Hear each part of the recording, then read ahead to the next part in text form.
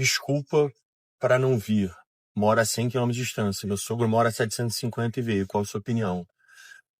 E aí você colocou que foi aniversário da sua filha e seu pai não veio, mas o seu sogro veio.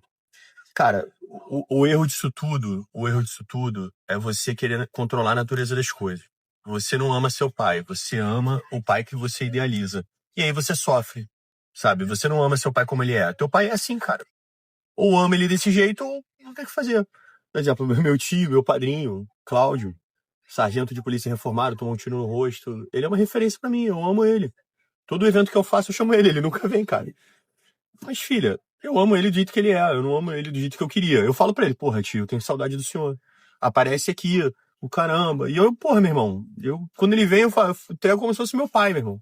Entendeu? O irmão mais velho, né, que ele não é tão velho assim. Mas, porra, não é o jeito dele. É o jeito dele recluso, é o jeito dele difícil.